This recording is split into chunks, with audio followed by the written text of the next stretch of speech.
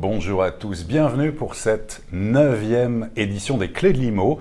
Les Clés de l'Immobilier, chaque semaine ici en direct depuis le Figaro Live, la home du Figaro et le Facebook de Figaro Immobilier. On répond à vos questions ici en direct. Vous qui souhaitez acheter une maison, un appartement, investir, construire ou faire construire, vous vous posez plein de questions. Eh bien, notre credo, justement, c'est d'y répondre chaque semaine avec un expert en plateau. Alors, la semaine dernière, on a évoqué l'achat, l'acquisition, les étapes avec les notaires de Paris. Aujourd'hui, on va parler budget, on va parler financement, on va parler crédit, emprunt, avec une experte. Et on est très heureux de l'avoir en plateau. C'est Maëlle Bernier. Bonjour. Bonjour Olivier.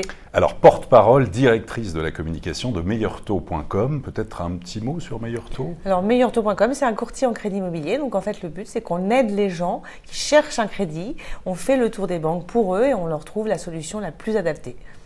Bah, c'est parfait, donc très pratique. Donc, vous avez été nombreux à poser des questions depuis lundi, depuis qu'on a annoncé que Maëlle venait ici en plateau. On va avoir comme ça une quinzaine de questions. On est présent de 13h à 13h30. Vous n'hésitez pas, vous pouvez intervenir en direct, nous interpeller, nous poser aussi d'autres questions. On est là en tout cas pour y répondre. Alors on va commencer concrètement par la première question. Alors c'est une question de Jimmy. Je veux devenir propriétaire. Comment monter un dossier béton? Quels sont les bons plans pour les meilleurs taux? Alors, comment monter un dossier béton? Déjà, il faut être super clean pour le banquier. Donc, ça veut dire que on met en avant sa stabilité professionnelle si on peut la mettre en avant. On nettoie ses comptes en banque. Ça veut dire qu'on évite les découvertes dans les 6 mois qui précèdent la demande de prêt. Si on a des petits crédits qui traînent un petit peu partout, notamment des cartes de crédit un peu revolving, tant qu'à faire, on ferme, parce que tout ça, c'est autant d'éléments que le banquier peut voir et va dire « Ah, attention, budget serré ». Et puis, ensuite, on fait le tour des établissements, notamment un courtier.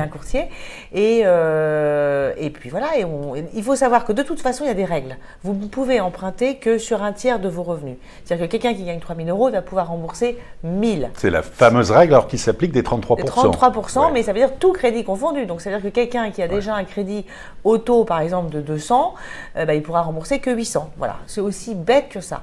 Et après, les éléments... Alors, les meilleurs taux, donc le dossier béton. Alors, aujourd'hui, les meilleurs taux, alors les taux canons, ils sont un peu partout, parce que les banques, aujourd'hui, elles font vraiment beaucoup d'efforts, elles en font depuis quelques mois déjà, pour capter de nouveaux clients.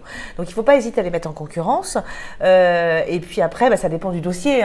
Si vous avez des revenus plus élevés, ce sera plus simple. Vous aurez forcément des taux plus bas.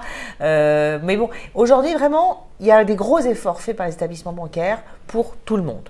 CDI quand même privilégié, CDI évidemment. Privilégié, ou alors non, parce que quelqu'un qui a une régularité professionnelle, c'est pas que CDI, ça peut être un intermittent du spectacle, mais qui travaille avec des contrats réguliers, ça peut être un entrepreneur qui a qui a des bilans, qui a au moins 2 ans de bilan.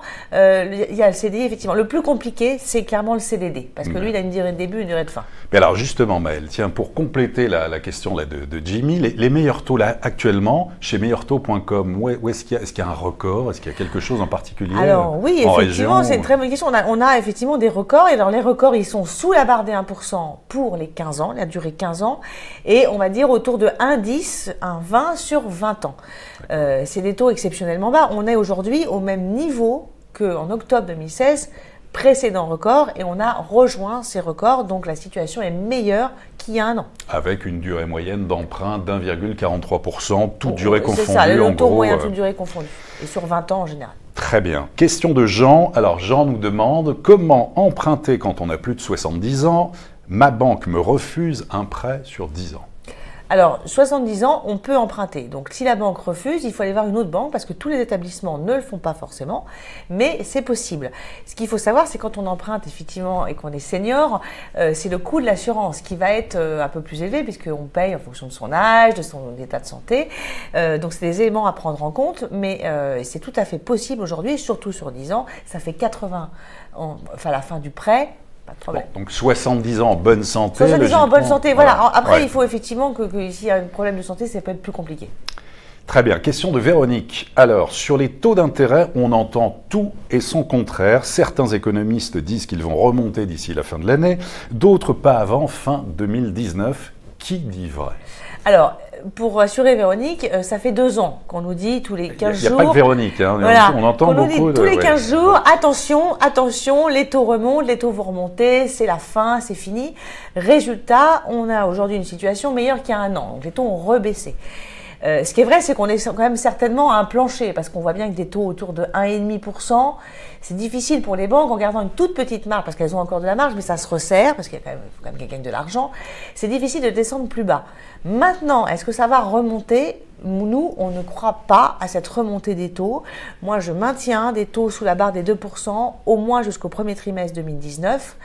Et on peut même peut-être quasiment dire jusqu'au fin du premier semestre. Après, il faudra voir, puisqu'on sait très bien que la Banque Centrale Européenne peut réviser sa position très accommodante à partir du mois de juin prochain, et on verra. Mais aujourd'hui, il n'y a pas de raison. La croissance ne repart pas réellement. Donc on n'a pas pour l'instant, on est à 1,43 en moyenne, toute durée confondue. Certains quand même nous disent 1,70 d'ici la fin de l'année. Vous, votre position, ça ne va pas bouger en gros et les taux d'intérêt ne vont pas remonter avant donc la fin du deuxième trimestre 2019. C'est ça. Alors moi, je veux dire, aujourd'hui, peut-être au mois de décembre, parce que les banques, elles seront en fin d'année, donc elles vont pouvoir forcément se dire, bon, bah voilà, les vacances arrivent, tout ça. Mais il n'y a pas de raison macro. C'est pas parce qu'une banque va augmenter de 0,05 ou 0,10 que ça va faire remonter tous les taux d'intérêt. Mais il peut y avoir un événement économique majeur après, à l'échelle internationale. Je parle heureusement de toutes choses égales par ailleurs, en espérant que ça dure. Voilà. Et tout ça dans un contexte où en fait les prix de l'immobilier remontent quand même, et notamment dans les grandes villes. Alors, évidemment à Paris, on parle beaucoup de Bordeaux, de Lyon et tout ça. Donc dans ces villes-là, dans ces villes-là, ça devient compliqué. Le pouvoir d'achat immobilier. Il y a peu de biens en plus, donc évidemment, il y a peu d'offres.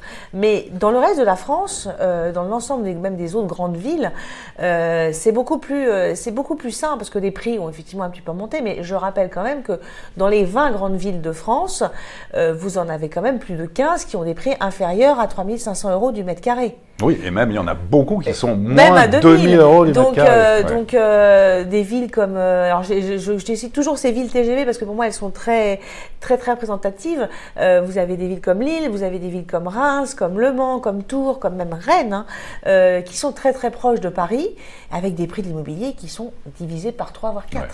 Bon, après, voilà, ceux qui sont à Paris, c'est un choix de vie. C'est un choix de vie ou professionnel souvent. Bien sûr, professionnel, absolument. Merci en tout cas, continuez à poser vos questions. Alors, quelle est la meilleure stratégie, nous demande Paolo. En ayant la possibilité, vaut-il mieux réduire la durée de l'emprunt au maximum, quitte à la modifier pour la suite, apporter le plus de capital ou baisser la mensualité en allongeant la durée? Alors aujourd'hui, c'est clair. Oui. Alors il y a beaucoup de questions. Voilà. En fait, aujourd'hui, je pense que ce qu'il demande, c'est est-ce qu'il a intérêt à tout emprunter déjà.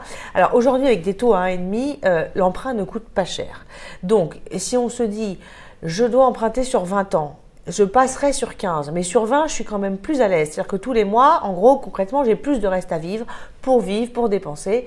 Il faut se dire que c'est pas dramatique d'emprunter sur 20 ans ou même 25 ans. Maintenant, il y a des gens qui préfèrent se dire j'emprunte sur une durée courte. Mais économiquement, aujourd'hui, le choix qui consiste à dire même si on a de l'épargne, même si on a du cash, il faut emprunter et maximiser l'emprunt. Il vaut mieux garder votre cash, le placer, avoir cette espèce de matelas de sécurité et profiter de l'emprunt. Aujourd'hui, s'endetter, c'est s'enrichir. Vous gravez dans le marbre un taux à 1,5% alors qu'on a une inflation qui est à 2 et qui risque de repartir. Donc, le delta est clairement en faveur des emprunteurs. Voilà donc pour le conseil de Maëlle Bernier dans le domaine. Alors, question suivante, c'est Morgane qui demande jusqu'à quelle limite renégocier un crédit immobilier est-il intéressant? J'ai emprunté à un taux de 3% hors assurance en 2014 sur 20 ans. Il me reste 221 000 € à rembourser. Je ne voudrais pas avoir des frais de dossier. Et est-ce qu'il faut jouer avec l'assurance emprunteur pour économiser? Ça fait un peu de questions. Alors déjà, Morgane, c'est sûr, vous avez intérêt à renégocier votre crédit. Parce que 3% avec un capital restant de plus de 200 000, il n'y a même pas de question à se poser. Il n'y a pas match. Alors ensuite, concernant les frais, il y a des frais qui sont les pénalités de remboursement anticipé. S'ils changent de banque pour obtenir un taux plus bas, ce que font souvent les gens, il y aura ces pénalités. Mais malgré tout, avec les données que j'ai en main, là, il est évident qu'il va faire une économie à la louche, je dirais entre 20 et 25 000. vu le taux qu'il a aujourd'hui et vu ce qu'il reste à rembourser. Okay. L'assurance emprunteur, il peut aussi la renégocier, parce que de toute façon, il va faire un nouveau prêt. On rappelle l'assurance emprunteur, on peut renégocier maintenant depuis le 1er janvier. On peut aussi négocier complètement indépendamment, on n'est pas obligé de tout faire en même temps, mais on peut économiser. On peut des économies à faire, mais lui, clairement, Morgane, il ne faut pas qu'il se base sur ses frais de dossier. Même s'il doit payer 500 € de mise en place d'un nouveau prêt ailleurs, vu les économies qu'il a réalisées, il ne faut même pas se poser la question, il faut aller voir un bon courtier. Donc, le meilleur, tant qu'à faire. Faites jouer la concurrence, résistez à la pression de votre banquier, notamment pour l'assurance emprunteur, parce que généralement, il ne conseille pas d'aller voir un courtier. De toute façon, oui, mais lui, là, il faut vraiment qu'il se penche sur son taux. Clairement, 3% en 2014 avec une durée 20 ans, c'est évident. Il n'y a même pas de question. Et attention, il pourrait y avoir en 2019 des taxes supplémentaires sur l'assurance emprunteur. Parce qu'on est en train de voir le gouvernement, rien n'est officiel, on ne peut pas vous affoler. Mais c'est pas si énorme que ça non plus. Mais c'est toujours une taxe en plus. Très bien. Et puis, on a évidemment les sites de comparateurs d'assurance. On peut le rappeler, bien sûr, les Furets, le Lynx, Assureland ou des courtiers en assurance, et April, Zen, Préassurez-moi, qui ont accès à une multitude de contrats. Meilleurtaux.com, on a quand même 25 personnes qui ne font que de l'assurance emprunteur chez nous. 25 personnes, d'accord. Alors, question de Bathéo. Est-il judicieux de disposer d'un apport personnel? Faut-il emprunter sur une durée courte ou longue? Plan de financement et négociation de taux, est-ce qu'il y a des astuces?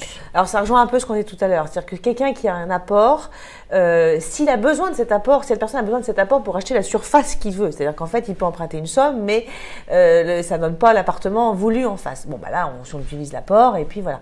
Si l'emprunt suffit à couvrir le bien voulu, gardez votre apport, le banquier sera rassuré, vous allez arriver avec cette somme en disant bah voilà, j'ai 30-40 000, j'ai pas besoin de les mettre dans l'emprunt, je les mets chez vous bien au chaud et ça sera pareil. Évidemment, vous serez considéré par le banquier comme ayant un apport puisque de l'épargne. D'accord. Autre astuce, autrement? Ensuite, après, encore une fois, ça dépend. Moi, aujourd'hui, je dis maximiser l'emprunt. Ouais. C'est vraiment c'est vraiment là-dessus qu'il faut jouer. L'astuce, après, c'est ce qu'on disait tout à l'heure, c'est après mettre en avant tout ce qu'on peut être positif dans son gestion de compte et dans sa vie professionnelle. Question de Camara. Alors, Camara nous dit « Je possède un premier bien immobilier dont la moitié du capital emprunté est remboursé. Le premier bien est en location. Je souhaite acquérir un second bien. Comment faire pour rassurer ma banque? Je n'ai pas d'apport. La valeur immobilière de mon bien peut-elle aider pour avoir le nouveau prêt ?» Alors, je fais une réponse de Normand, c'est que ça dépend en fait. Aujourd'hui, on ne connaît pas bien les prix, ni rien. La localisation du bien. Il est sûr que là, cette personne a un bien qui est remboursé à 50%. Si ce bien a toujours été loué, qu'il n'y a pas eu d'incident, que ce n'est pas un bien qui a été en vacances, où elle a dû elle-même sortir de l'argent pour payer les mensualités, le banquier va dire c'est une opération saine, il n'y a pas de raison qui l'empêche la résidence principale, enfin l'achat ou à côté. Si en revanche, on n'a pas encore une fois les données, depuis, je sais pas, 3-4 ans ça a été loué, mais il y a eu beaucoup de périodes, c'est plus compliqué, mais après on est dans un cas d'espèce. Mais l'investissement locatif en lui-même n'est pas un bloquant pour une bonne banque, pour un autre financement. D'accord. Très bien. Alors, question de Sonia. N'ayant pas les moyens d'acheter une maison dans la commune que j'aimerais, est-ce qu'il est judicieux de rester locataire de mon appartement actuel avec un loyer onéreux et en parallèle d'acheter un studio à mettre en location sur Paris, les loyers compensant les mensualités à la banque du prêt? Alors c'est pareil, il y a une histoire de localisation, mais en tout cas si on parle de l'achat parisien, évidemment c'est très cher. Néanmoins, même si les arbres ne montent pas au ciel, on voit quand même qu'à Paris ça continue. À chaque fois, les notaires de Paris nous disaient chaque année ça, et en fait on a plus de 10 000 € du mètre carré. Et puis Paris, c'est quelque chose qui ne se perd pas. C'est un investissement, ça reste Paris. Vous avez un studio dans Paris, je ne connais pas la situation familiale, mais on peut se dire quelqu'un qui achète un studio à Paris, il y a peut-être des enfants qui un jour vont faire des études à Paris. Enfin, il y a plein de choses. Ça reste une valeur sûre. 40% des appartements à Paris se vendent à plus de 10 000 € du mètre carré. Oui, c'est ça. Sur la location, on peut dire juste que dans le privé, le locatif, on va dire classique, on est à 25 € par mètre carré en moyenne. En location meublée, alors c'est plus, c'est 37 € par mètre carré en moyenne, ça c'est selon Logis. Ouais. Mais évidemment, il y a un turnover plus important. Oui, donc voilà, en moyenne, il faut être prêt à gérer la chose. Et puis après, il faut se dire que... donc le conseil, Maëlle, concrètement, serait de dire quand même Paris, allez-y si vous pouvez. Paris, mais ça je dirais coûte Paris, très cher, mais il n'y a pas que Paris. Il y a aussi, alors Paris, on est quand même sur quelque chose qu'on sait qu'on va garder. Enfin, globalement, les gens se disent, j'ai eu mon pied-à-terre à Paris. Mais on peut aussi faire de très bons coups dans d'autres grandes villes, hein, parce que c'est un peu moins cher et ça se loue. Dès que vous avez des villes avec des étudiants, c'est Rennes, on l'évoquait, Rennes notamment. Voilà, ouais. Nantes, il y a encore beaucoup à faire dans les grandes villes. Mais il faut quand même maîtriser un peu la ville. Il faut la connaître un peu. Je me méfie toujours des gens qui achètent en disant j'ai vu un programme mais je ne connais pas du tout en gros la ville. Ah oui, non mais alors ça c'est le conseil de base. Je ne sais pas où c'est situé mais je ne connais pas bien. Non, prenez une ville que vous connaissez. Se rendre sur place ou au moins avoir des correspondants, des amis de la famille sur place. Quelqu'un qui connaît, qui va vous retrouvez pas dans une zone qui est inlouable parce que ça craint. Enfin voilà, il y a plein de choses à prendre en compte. Alors, question, si vous nous rejoignez, on est en direct ici depuis Figaro Imo, Figaro Live sur les clés de l'IMO, dédié aujourd'hui au financement, au crédit immobilier avec notre invité qui est Maël Bernier. Alors, question suivante, question de Loarda, pour faire des simulations d'emprunt, conseillez-vous de passer par plusieurs banques ou un courtier afin d'avoir le meilleur taux? Non, mais ça, c'est tellement gentil. C'est quoi? C'est tellement. Oui, c'est une question parfaite. Un peu téléphoné, ça. Alors, elle est parfaite. Non, alors, il est vrai qu'elle peut tout à fait aller voir c'est toutes les banques du secteur et aller, voilà. Néanmoins, pour tout ce qui est simulation et rapidité et professionnalisme, un courtier, donc comme Meilleur Taux par exemple, vous remplissez un dossier, vous avez accès aux offres des banques, on travaille avec l'ensemble des établissements bancaires, ça vous permet de voir ce à quoi vous avez droit, quels sont les taux pratiqués. Je rappelle que le courtier, parce que c'est important de le dire, c'est la loi, ne sera rémunéré que si vous faites le prêt avec lui. Donc en fait, nous on a quasiment une obligation de résultat parce que sinon on ne touche rien. Et puis les services par internet et au téléphone est gratuit chez Meilleur Taux, donc franchement il n'y a rien à perdre. Donc ça doit être gagnant-gagnant voilà, en fait. Exactement. Bon, très bien. Vanessa, alors je souhaiterais, c'est assez technique, connaître toutes les modalités pour un prêt in fine. Alors tout, on ne va peut-être pas faire, enfin on va faire simplement. Elle veut tout. On va essayer d'expliquer clairement. En fait, quand vous faites un prêt in fine, vous ne payez que les intérêts. Le capital sera remboursé à la fin du prêt. Ça permet pour beaucoup de gens, c'est plutôt adapté à des gens qui ont une forte imposition, un peu au-delà de 40%, parce que vous allez enlever de vos revenus ces intérêts d'emprunt. C'est différent du prêt amortissable. Voilà, c'est ça. Ouais. Mais la banque va pas vous faire ça, c'est pas un blanc-seing. En échange, elle va vous demander de placer tous les mois une somme d'argent sur un produit qu'elle aura évidemment choisi, hein, donc le sien, une assurance vie ou quelque chose qu'elle jugera, qui va garantir que, c'est une garantie pour elle, qu'à la fin, vous serez bien capable de payer le fameux capital qui reste à rembourser. D'accord. C'est assez simple. Les taux des in fine, parce qu'on peut en parler aussi, sont en général du même niveau ou 0,10 au-dessus du prêt amortissable classique. Donc, il n'y a pas de piège. Hein, c'est pas un produit tout à fait sain. Et à propos de taux, les taux fixes représentent quoi? C'est 95% du marché maintenant en France? Ah non, c'est 99,99. 99,9. Il n'y a pas encore, sur les 5%, il y a encore des... Il n'y a pas une banque qui fait des révisables. Alors après, des anciens. Il y a des gens, oui, c'est pour ça qu'on a 99,9, mais je pense que quasiment plus. Alors, question suivante. Isa, est-il toujours mieux de vendre d'abord son bien avant d'en acheter un autre? La conjoncture est-elle toujours délicate avec les prêts relais ou est-ce moins risqué qu'il y a quelques années? Les fameux prêts relais. Alors, le prêt relais, c'est beaucoup plus facile d'en obtenir aujourd'hui parce que dès qu'on est dans un marché un peu haussier… On rappelle, un prêt relais. Prêt relais, c'est vous avez un bien à vendre, vous voulez en acheter un autre et en gros, c'est la trésorerie entre les deux qui vous permet de dire je m'engage sur un bien et je n'ai pas encore vendu l'autre. Donc, c'est une avance de trésorerie en fait. C'est pas compliqué.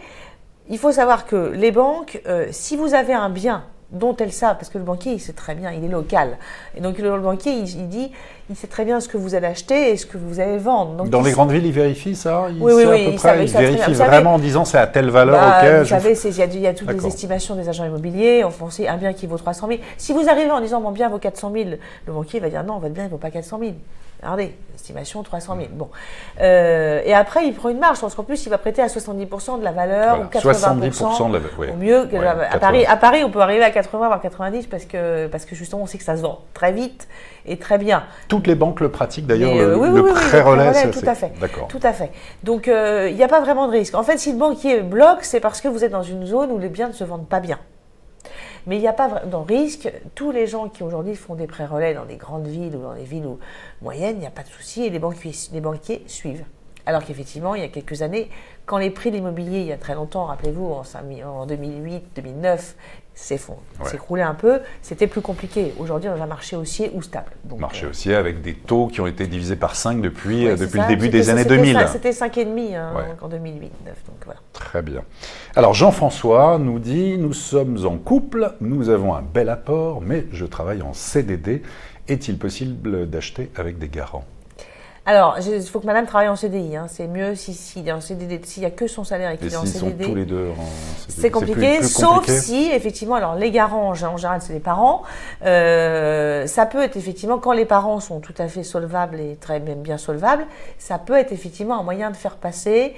Mais dans ces cas-là, vous passerez plutôt avec la banque de vos parents, parce que sinon, la banque nouvelle va dire, bah oui, moi, je veux bien qu'ils soient garants, mais je veux aussi récupérer les gens qui vont, en fait, garantir le crédit. Donc, c'est possible.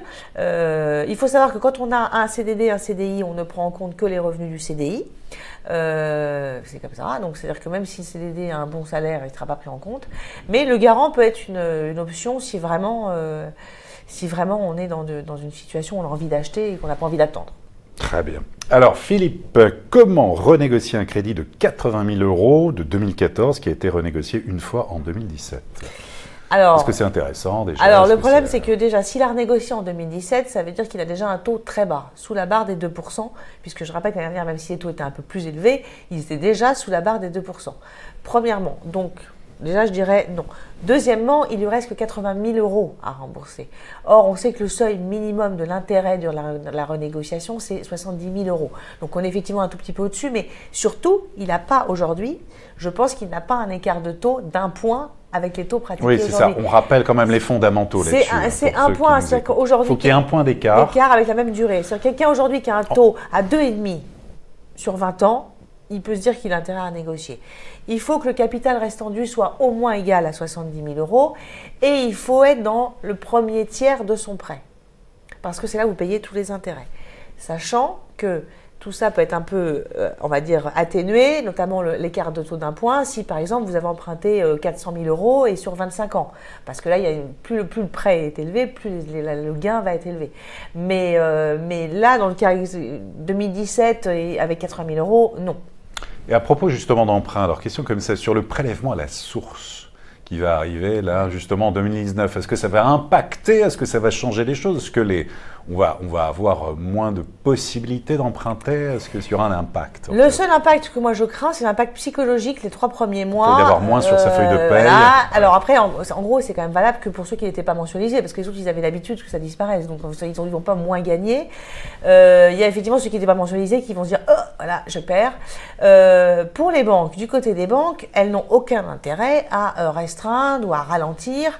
Et je rappelle que on sait que sur les feuilles de paie seront présents déjà le brut, donc le brut il n'est pas calculé, le net n'est pas compliqué à calculer, et normalement salaire net avant imposition.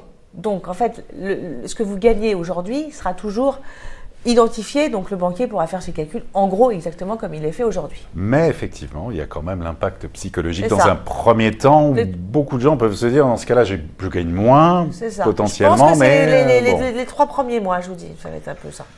Alors, question de Maria. J'ai 63 ans, j'aimerais faire un investissement locatif financé par la banque. Est-ce possible? Comment estimer par ailleurs la valeur du bien? Alors oui, 63 ans, aucun problème.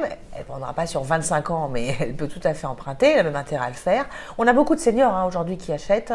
C'est une part, ces gens qui ont du patrimoine, ces gens qui en général sont installés, qui eux sont plus soumis à des fluctuations de revenus ou d'emploi. Donc c'est tout à fait possible, il faut même le faire. Je rappelle qu'en plus quand vous empruntez, vous souscrivez une assurance emprunteur.